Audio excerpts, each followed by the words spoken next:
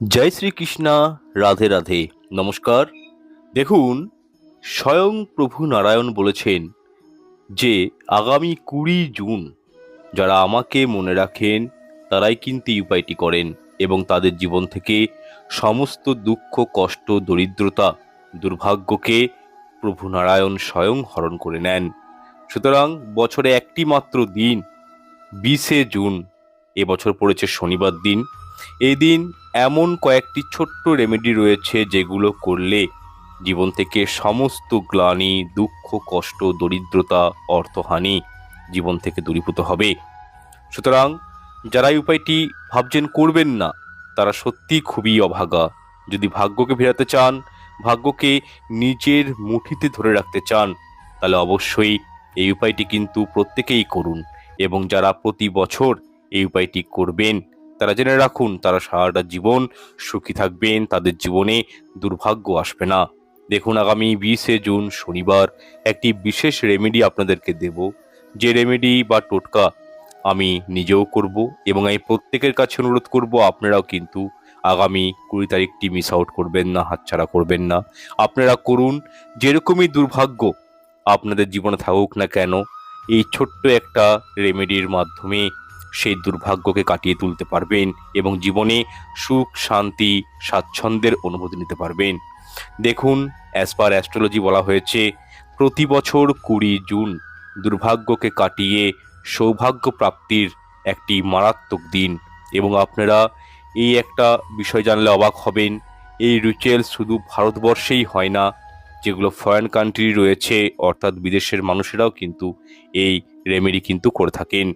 দেখুন, এই ক্রিয়াটি ছোট বড়, পুরুষ মহিলা প্রত্যেকেই করতে পারেন এবং অসহ্য চলাকালীন, মহিলাদের রজস্বলা চলাকালীনও কিন্তু এই উপায়টি করতে যাবেন না। শুধু এই বিষয়টা মাথায় রাখবেন, ধরুন আপনার ঘরে কেউ মারা গেছেন বা কেউ জন্ম নিয়েছে, তো সেক্ষেত্রে মরণ অসুচ বা জন্ম অসুচ এগুলোতে কিন্তু করতে যাবেন না। বা কোনোভাবেই মহিলাদের মাসিক চলাকালীনও কিন্তু এই উপায়টি করতে নেই। আচ্ছা, খুব সংক্ষেপে আপনাদেরকে জানিয়ে দিই এই উপায়টি কারা করবেন। দেখুন, যাদের লাইফে প্রচণ্ড ফিনান্সিয়াল প্রবলেম রয়েছে, যারা প্রচণ্ড জীবনের দুর্ভাগ্যকে নিয়ে ভুগছেন, সব দিক থেকে অর্থহানি, সব দিক থেকে বাধা বিপত্তি, অবস্ট্রাগল প্রচণ্ড পরিবারের জীবনে রয়েছে, তারা কিন্তু এই উপায়টি করবেন। যাদের জীবনে ফিনান্সিয়াল ক্রাইসিস প্রচুর রয়েছে, যাদের জীবনে ধার দেনা, ঋণ এরকম সমস্যায় ভুগছেন, যারা অত্যাধিক মানসিক টেনশনে ভুগছেন, রোগ জ্বালা পীড়াতে ভুগছেন, যাদের সাংসারিক জীবনটাতে একেবারেই সুখ নেই, যাদের দাম্পত্য জীবন একেবারেই সুখ নেই, যাদের পারিবারিক ক্ষেত্রে বৈষম্যতা রয়েছে, তারা কিন্তু এই ক্রিয়াটি করতে পারেন। আচ্ছা, এই ছোট্ট একটি রিচুয়ালস করার জন্য কিছু উপকরণের প্রয়োজন।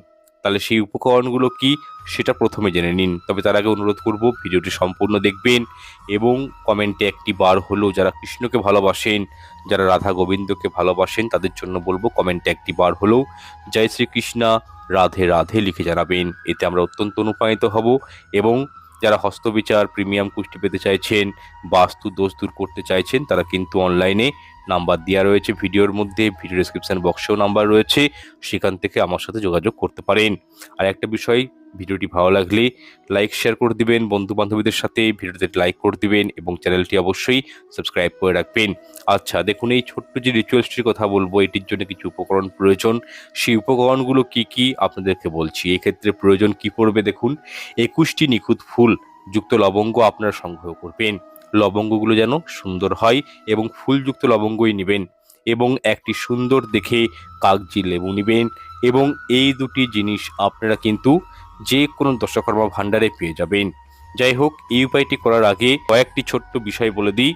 যারা এই উপায়টি করবেন তারা কিন্তু অবশ্যই মনে বিশ্বাস রেখে করবেন এবং প্রভু নারায়ণের কাছে বা কৃষ্ণকে, রাধা গোবিন্দকে যখন আপনারা এই ফুলযুক্ত লবঙ্গ এবং কাগজি লেবু বিশেষ নিয়মে অর্পণ করবেন, তখন ভগবানের দিকে তাকিয়ে নিজের মনের সমস্ত কষ্টটা ভগবানকে জ্ঞাপন করবেন। তবে যে কোনো একটি মনস্কামনা রাখবেন, একের অধিক মনস্কামনা কিন্তু ভগবানকে জ্ঞাপন করতে যাবেন না। দেখবেন এর ফলে আপনাদের মধ্যে একটা আলাদা এনার্জি তৈরি হবে এবং সারাটা বছর খুব সুন্দরভাবে জীবনটা আপনারা কিন্তু পরিচালিত করতে পারবেন নিজের মতন করে। যাই হোক, উপায়টি কিভাবে করবেন জেনে নিন।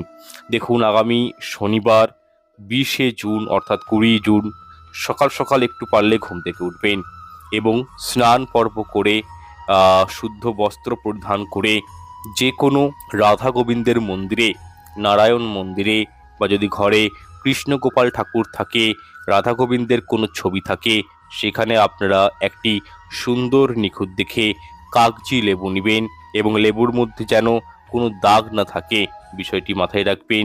তথা সেই কাগজি লেবুটির মধ্যে সুন্দরভাবে ফুলযুক্ত লবঙ্গ 21টি ভালো করে গেঁথে দেবেন এবং লবঙ্গের ফুলগুলো যেন উপর দিকে থাকে এবং এই লেবুটি নারায়ণের চরণে নিবেদন করে দিবেন এবং নিজের মনের কথা, নিজের হৃদয়ের যে ব্যথা রয়েছে আপনাদের, আপনারা যেটাই ভাবছেন, যে কারণ উপায়টি করছেন, সেটি ভগবানকে খুব সুন্দরভাবে মনে মনে কিন্তু জানাবেন।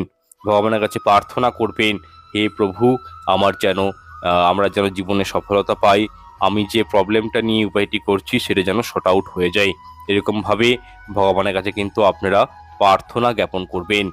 এরপর সারাদিন প্রভু নারায়ণের চরণে বা কৃষ্ণের চরণে ওই লবঙ্গযুক্ত কাগজি লেবুটি রেখে দিবেন এবং পরের দিন অর্থাৎ 21শে জুন রবিবার দিন সকালে স্নান পর্ব সম্পন্ন করে সূর্যদেবকে জল অর্ঘ্য নিবেদন করে শুদ্ধাচার হয়ে ওই লেবুটি নারায়ণের চরণ থেকে সংগ্রহ করে যে কোনো প্রবাহিত জলে, পুকুরে, নদীতে বা গঙ্গাতে লেবুটি বিসর্জন দিয়ে দিবেন। ব্যাস এতটুকু কাজ আপনাদেরকে করতে হবে, জেনে রাখুন। ওই লেবুর সাথে আপনাদের দুর্ভাগ্য বিসর্জন হয়ে যাবে। দেখুন, স্বয়ং নারায়ণ বলেছেন যে 20শে জুন যারা আমাকে মনে রাখেন তারাই উপায়টি করেন এবং তাদের জীবন থেকে সমস্ত দুঃখ, কষ্ট, দরিদ্রতা, দুর্ভাগ্যকে আমি স্বয়ং হরণ করে নিই। সুতরাং যারা এই উপায়টি করবেন না তারা সত্যিই খুবই অভাগা। যদি ভাগ্যকে ফেরাতে চান, ভাগ্যকে নিজের মুঠিতে ধরে রাখতে চান, তাহলে অবশ্যই কিন্তু এই উপায়টি প্রত্যেকেই করুন এবং যারা প্রতি বছর এই উপায়টি করবেন তারা জেনে রাখুন তারা মানে সারা জীবন সুখে থাকবেন, তাদের জীবনে দুর্ভাগ্য আসবে না। এছাড়াও এই 20শে জুন শনিবার দিন যদি আপনারা পারেন, আর যেহেতু শনিবার দিনটি পড়েছে তো সেক্ষেত্রেই বলবো, যে কোনো শনি মন্দিরে যাবেন এবং সরিষার তেল শনিদেবের কনিষ্ঠা আঙুলে নিবেদন করবেন। শনি মন্দিরে গেলে কখনোই শনিদেবের চোখে তাকাতে নেই, উনার যে আঙুল রয়েছে পায়ের আঙুল, সেই পায়ের আঙুলের দিকে তাকিয়ে কিন্তু উনার পূজা করতে হয়। পারলে অবশ্যই দিন একটি ঘিয়ের প্রদীপ শনি মন্দিরে গিয়ে প্রজ্বলিত করবেন, শনিদেবের পুজো অর্চনা করবেন। আরেকটি বিষয় বলে রাখি, এই 20শে জুন কিন্তু ভাগ্যকে মানে ঘুমন্ত ভাগ্যকে জাগরিত করার দিন, জীবনে আলোর গতিকে বাড়ানোর দিন। তো এই দিন যদি পারেন আপনার ঠাকুর ঘরে, আপনার গৃহের তুলসী মঞ্চে, গৃহের উত্তর পূর্ব কোণে, গৃহের দক্ষিণ পূর্ব কোণে, বটবৃক্ষের তলায়, বেল গাছের তলায় এবং অশ্বত্থ গাছের তলায়, বিশেষ করে যে কোনো কৃষ্ণ মন্দিরে বা বিষ্ণু মন্দিরেও আপনারা কি করবেন, এই 20শে জুন একটি বা দুটি আপনারা কিন্তু ঘিয়ের প্রদীপ প্রজ্বলিত করবেন এবং সেই ঘিয়ের প্রদীপের মধ্যে আপনারা একটি দারচিনি স্টিক, দুটি ফুলযুক্ত লবঙ্গ এইটি কিন্তু অবশ্যই দিবেন। আর যদি পারেন এই 20শে জুন নিজের গৃহে প্রদোষকালে আপনারা কিন্তু কর্পূর, তেজপাতা অবশ্যই গৃহে পোড়াবেন এবং তার সাথে লবঙ্গ দিবেন। এই ধোঁয়া কিন্তু সমস্ত ঘরে আপনাদেরকে ছড়িয়ে দিতে হবে প্রদোষকালে। একটি ধুনুচির মধ্যে, সেটা পিতলের হতে পারে, মাটির হতে পারে, সেই ধুনুচির মধ্যে এই কর্পূর, তেজপাতা উপকরণগুলো নেবেন এবং সেগুলো পোড়াবেন। এর ফলে কি হয়, জীবনে মানে বাস্তুদোষ থেকে রক্ষা পাবেন। গৃহ থেকে যে নেগেটিভিটিগুলো রয়েছে সেই নেগেটিভিটি থেকে আপনারা কিন্তু রক্ষা পেয়ে যাবেন। সুতরাং এই দিনটি কিন্তু কেউ হাতছাড়া করবেন না। এই ছোট্ট ছোট্ট রেমেডি যদি 20শে জুন করতে পারেন তাহলে জেনে রাখুন জীবনে সুখ শান্তি আসবে। আর একটি বিষয় বলে রাখি, এই 20শে জুন অর্থাৎ শনিবার দিন আপনারা কিন্তু গৃহে আমিষ জাতীয় কোনো খাবার রন্ধন করবেন না, গ্রহণ করবেন না। বিশেষ করে অনেকেই কিন্তু মনে করেন, দেখুন, যে মাশরুম কিন্তু নিরামিষ আহার, তা কিন্তু নয়। মাশরুম কিন্তু নিরামিষ আহারের মধ্যে পড়ে না। সুতরাং মাশরুম এই দিন খাবেন না। রসুন পেঁয়াজ জাতীয় কোনো খাবার, মাছ মাংস ডিম এগুলো কিন্তু খাবেন না। যতটা পারবেন সাত্ত্বিক আহারের মধ্যে থাকার চেষ্টা করবেন।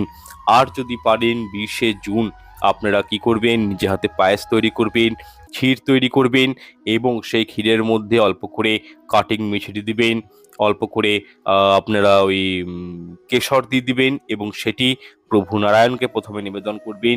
তারপরে সেই খাবারটি নিজেরা গ্রহণ করবেন। যদি আপনারা 20শে জুন এই ছোট্ট একটি উপায় করতে পারেন এবং এই খাবার গ্রহণ করতে পারেন, তাহলে সারাটা বছর সুস্থ এবং নিরোগ থাকবেন। হাতে ক্যাশ ফ্লো আপনাদের কিন্তু বজায় থাকবে। সুতরাং এই উপায়টিও কিন্তু আপনারা করতে পারেন। 20শে জুন শনিবার দিন কখনোই লোহার কোনো জিনিস এদিন ঘরে কিনে আনবেন না। চুল দাড়ি নখ কাটা বিউটি পার্লারে যাওয়া এগুলো করবেন না। স্বামী স্ত্রীর মধ্যে সম্পর্ক স্থাপন করবেন না। কাউকে অন্যায়মূলক কথাবার্তা বলবেন না, কাউকে মনোদুঃখ দিবেন না। ঘরে যদি কোনো পশু পাখি চলে আসে তাদেরকে তাড়িয়ে দিবেন না, বরং নিজে হাতে কিছু খাওয়াবেন। এতে অখণ্ড সৌভাগ্য লাভ হয়। তাই প্রত্যেকের উদ্দেশ্যেই বলবো এই বিষয়গুলো কিন্তু একটু মাথায় রাখবেন। আর ঘরের যে বাস্তু রয়েছে, মানে যেটি সদর দরজা রয়েছে আপনার ঘরের, তো সেই সদর দরজার সামনে যদি পারেন এই দিন যে কোনো হনুমানজির মন্দিরে যাবেন এবং হনুমানজির মন্দির থেকে মেটে সিঁদুর এনে সদর দরজার দুপাশে আপনারা কিন্তু স্বস্তিক চিহ্ন অঙ্কন করে দিবেন। এর ফলে হনুমানজির ব্লেসিং পাওয়া যায়, গৃহ থেকে বাস্তু দোষ দূরীভূত হয়। আর সর্বোপরি 20শে জুন অবশ্যই পারলে আপনারা হনুমান চালিসা পাঠ করবেন এবং অল্প মানে কয়েকটা শ্লোক হলেও গীতা পাঠ কিন্তু অবশ্যই করবেন। এতেও জীবনে অখণ্ড সৌভাগ্য লাভ হয়। আর একটি বিষয়, আপনাদের ঘরে যদি কৃষ্ণ মানে কৃষ্ণ কৃষ্ণ ভগবানের যদি কোনো মূর্তি থাকে, প্রভু নারায়ণের কোনো মূর্তি থাকে বা যে দেবদেবী থাকুক না কেন, এই দিন পারলে অল্প করে আতর উনাদের গায়ে কিন্তু স্পর্শ করাবেন এবং তার সাথে কৃষ্ণকে এবং শিবলিঙ্গে চন্দন কিন্তু অবশ্যই নিবেদন করবেন। দেখুন এই ছোট্ট ছোট্ট ক্রিয়াগুলো যদি করতে পারেন তাহলে জীবনে সুখ শান্তি সমৃদ্ধি আসবে এবং জীবনে যে দুর্ভাগ্যটা রয়েছে সেই দুর্ভাগ্য কিন্তু কেটে যাবে। আর যদি পারেন এই শনিবার দিন মানে 20শে জুন ভগবানের যেটি প্রিয় ফুল সেরকম কোনো হলুদ ফুল, ঠিক আছে, ভগবানকে নিবেদন করবেন, প্রভু নারায়ণকে নিবেদন করবেন। এতেও কিন্তু ভগবান অত্যন্ত প্রসন্ন হন এবং মা লক্ষ্মীর যেটি বীজ মন্ত্র রয়েছে সেটি কিন্তু অবশ্যই পাঠ করবেন। ওম মহালক্ষ্মী আয়ে নমঃ, এই মন্ত্রটি 108 বার সন্ধ্যার সময় কিন্তু চ্যান্টিং করবেন। এর ফলেও কিন্তু জীবনে মা লক্ষ্মী অষ্টবৈভব লক্ষ্মীর কৃপাদৃষ্টি পাওয়া যায়। 20শে জুন আপনারা যে টেকনিক বা টোটকাটি করুন তার প্রভাব কিন্তু সুদূর প্রসারী হয় এবং জীবনে কিন্তু এর প্রভাবগুলো আসে। তাই প্রত্যেকের উদ্দেশ্যে বলবো এই দিনটিকেও হাতছাড়া করবেন না। এই ছোট্ট ছোট্ট উপায়গুলো করুন, খুব ভালো বেনিফিট পাবেন। দেখা হচ্ছে পরের অনুষ্ঠানে। ঈশ্বর আপনাদের মঙ্গল করুক। নমস্কার, ধন্যবাদ।